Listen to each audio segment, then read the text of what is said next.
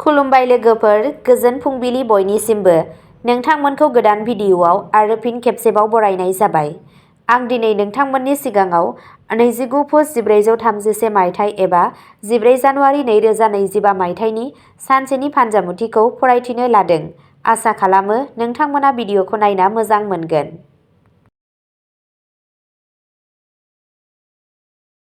गिबियावनो दङ मेष राशि। दिनैनि साना मेष राशिनि थाखाय मुखुब जागोन। नोंथाङा खामानिनि थाखाय एसे जिंगा सिगोन, नाथाय गिनांगौनि जेबो गोनांथि गैया, मानोना बेयो नोंथांनि नंखाय फोथायनाय। नोंथाङा सिगाङाव मावनाय हाबानि मोजां फिथाइ मोनगोन। जिरादफोरखौ नोंथांनि फारसे गसंनाय नुनो मोनगोन आरो नोंनि आयआ बांगोन। नोंथाङा नोंथांनि मावख'आव सांग्रां जानांगौ आरो दान्थे बिदान्थे खालामालाबानो सुबुंफोरनि बिबुंथिफोरखौ खोनासंनो मोजां मोनो।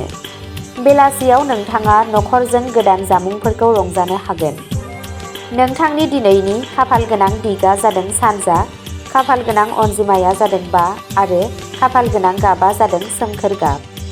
वृषभ राशि। दिनैनि साना वृषभ राशिनि सुबुंफोरनि थाखाय मोजां जागोन। नोंथाङा इयुनाव मोनसे गिदिर दावबायनायनि बिथांखि लागोन आरो नोंथांनि न' एबा गलानि लुनाय खामानिखौ जागायजेननायनि सायावबो साननो हागौ। नोंहा मोजां मोनदांथिफोर थागोन आरो नोंथाङा जोबोद रेजें मोनगोन। नोंनि पार्टनारआ नोंथांनि सिगाङाव गोसोनि गुमुरखौ फोरमायगोन, जाय नोंथांनि सोमोन्दोखौ गोख्रों खालामगोन।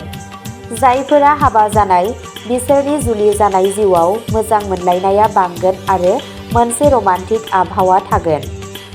नोंथांनि दिनैनि खाफाल गोनां दिगा जादों खोला, खाफाल गोनां अनजिमाया जादों 3 आरो खाफाल गोनां गाबा जादों गोजा गाब। मिथुन राशि।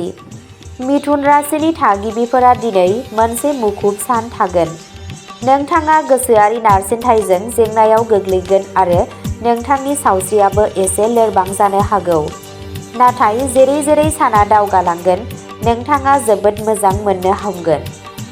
खामानिजों सोमोन्दो लाखिनायाव नोंथाङा माखासे जेंनाजों मोगा-मोगि जानांनो हागौ। नोंथांनि आयआ जोबोद मोजां जागोन आरो खामानि मावथायाव नोंथांनि गोहोमा बांगोन। जायफोरा सोरखारि सेक्टराव दं, बिसोर जोबोद मोजां मुलाम्फा मोननो हागौ। नोंथांनि दिनैनि खाफाल गोनां दिगा जादों साहा, खाफाल गोनां अनजिमाया जादों 4 आरो खाफाल गोनां गाबा जादों ब्राउन गाब। कर्क राशि। दिनैनि साना कर्क राशिनि थागिबिफोरनि थाखाय मोजां जागोन। नोंथाङा रां थाबथागोन आरो न'नि फिसा गथ'फोरजों मोजां सम हगारगोन। खामानियाव होंगो दोंगोनि जाहोनाव देहायारि लोरबांथिनि थाखाय नोंथाङा मेंनाय मोनगोन। दिनैनि साना फालांगियारिफोरनि थाखाय जोबोद मोजां जागोन, नाथाय गावनि जिउ लोगोरिजों नांज्लायनायनिफ्राय गोजानाव था। दिनैनि साना मोजां मोनलायनाय जिउआव रमान्सनि थाखाय मिन्थिजागोन आरो जुदि नोंथाङा हाबा जायो, अब्ला नोंथांनि जिउ लोगोरिनि गाज्रि देहाया नोंथांनि जेंनाफोरखौ बांहोनो हागौ। खामानिजों सोमोन्दो लाखिनायाव नोंथांनि थाथाया गोख्रों जागोन आरो माखासे खामानिखौबो नोंथांनि बोसोनजों खालामनाय जागोन। नोंथांनि दिनैनि खाफाल गोनां दिगा जादों साहा, खाफाल गोनां अनजिमाया जादों 9 आरो खाफाल गोनां गाबा जादों कमला गाब। सिंह राशि। दिनैनि साना सिंह राशिनि सुबुंफोरनि थाखाय मोनसे मोजां सान जानो थांगासिनो दं। जिउआव गोनो गोथोआ दा जोबलांगोन आरो थासारिया रोखा जागोन। नोंथांनि आयआ बांगोन। नोंथाङा खामानियाव जाफुंसार जागोन। नखरनि दावगानायनि नाजानाया जाफुंसारगोन। नोंथाङा समाजाव सनमान मोनगोन आरो जायखिजाया रोखोमनि हाबायाव नोंथांनि बिहोमानि थाखाय नोंथांखौ बान्था होनो हायो। नोंथाङा मोनाबिलिखौ बबेबा धोरोमारि थावनियाव हगारगोन। नोंथांनि दिनैनि खाफाल गोनां दिगा जादों खोला, खाफाल गोनां अनजिमाया जादों 3 आरो खाफाल गोनां गाबा जादों कमला गाब। कन्या राशि। दिनैनि साना कन्या राशिनि सुबुंफोरनि थाखाय मोनसे सरासनस्रा सान जागोन।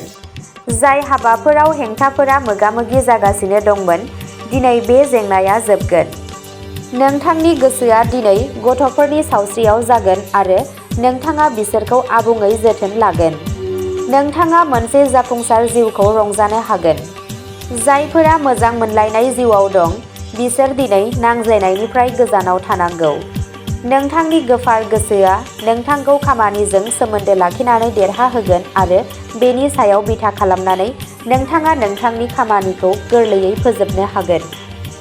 फालांगिजों सोमोन्दो थानाय सासे रोंग'सानि बोसोनआ जोबोद बाहायजाथाव जागोन। नोंथांनि दिनैनि खाफालगोनां दिगआ जादों सानजा, खाफालगोनां अनजिमाया जादों 5 आरो खाफालगोनां गाबआ जादों सोमखोर गाब। तुला राशि।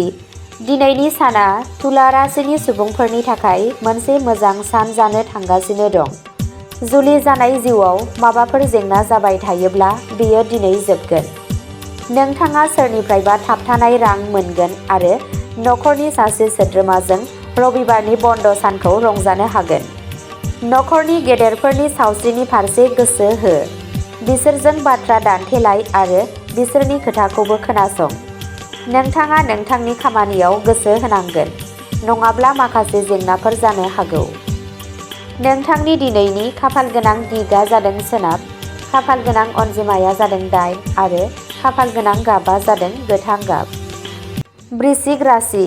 दिनैनि साना वृश्चिक राशिनि सुबुंफोरनि थाखाय मोनसे मोजां सान जानो थांगासिनो दं।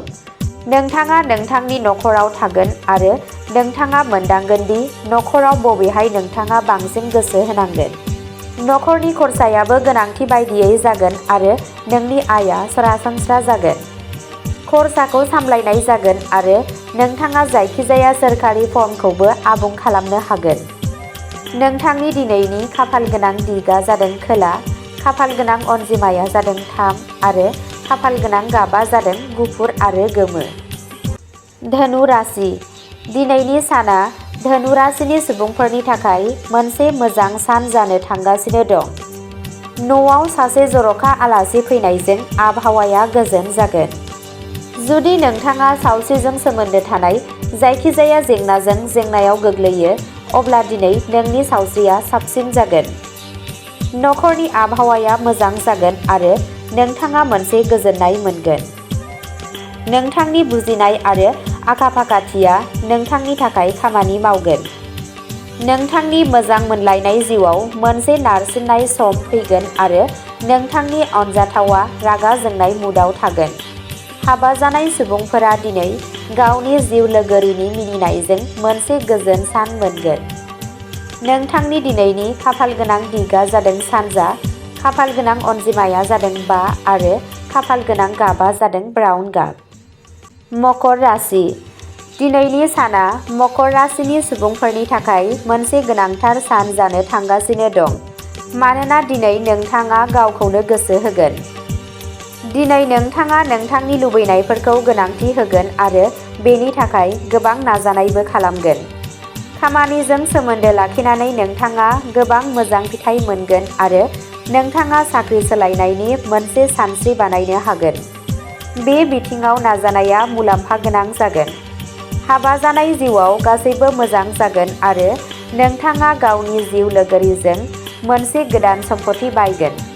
नोंथांनि आयआ सरासनस्रा जागोन, नाथाय नखराव गोजोन आरो खुसि थागोन। नोंथांनि दिनैनि खाफालगोनां दिगआ जादों खोला, खाफालगोनां अनजिमाया जादों 6 आरो खाफालगोनां गाबआ जादों गोथां गाब। कुम्भ राशि। दिनैनि साना कुम्भ राशिनि सुबुंफोरनि थाखाय मोजां सान जागोन आरो खामानियाव हेंथाफोरखौ बोखारनाय जागोन।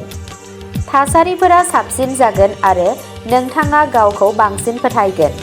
दिनै नोंथांनि फोथायनाया बांगोन। नखराव गोजोननाय फैगोन। न'आवनो रंजानायाव सम बारहोगोन। दिनै नोंथाङा गथ'फोरनि फारसेनिफ्राय गोजोन मोनगोन। जुलि जानाय जिउआ अननायजों बुंफबनाय जागोन।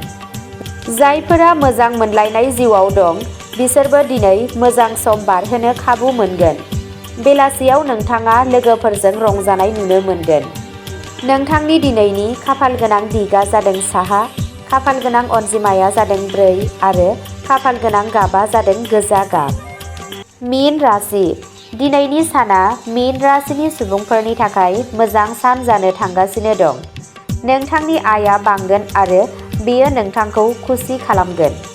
नोंथांनि खरसाया बांनो हमगोन आरो नोंथाङा गावनि गोसोखौ बाहायनो लुबैगोन। बेनिखायनो सांग्रां जा, मानोना रां बासायनाया मोनसे मोजां हुदा।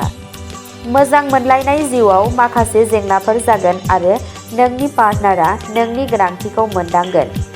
जायफोरा हाबा जाखानाय दिनैनि साना बिसोरनि हाबा जानाय जिउआव मोनसे मोजां सान जागोन आरो बिसोरनि जिउ लोगोरिजों गोरोन्थि बुजिलायनायखौ बोखारनाय जागोन। नोंथांनि दिनैनि खाफालगोनां दिगा जादों खोला सोनाब, खाफालगोनां अनजिमाया जादों 6 आरो खाफालगोनां गाबा जादों गुफुर गाब।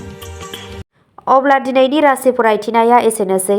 नोंथांमोनहा बेबादिनो सानफ्रोमबोनि फानजामुथिखौ मिथिनो थाखाय चेनेलखौ साबस्क्राइब खालामनानै लादो आरो भिडिअखौ मोजां मोनदोंब्ला अन्नानै लाइक, शेयार आरो कमेन्टबो खालामनानै होलांब्लानो जाबाय। गोजोन्थों।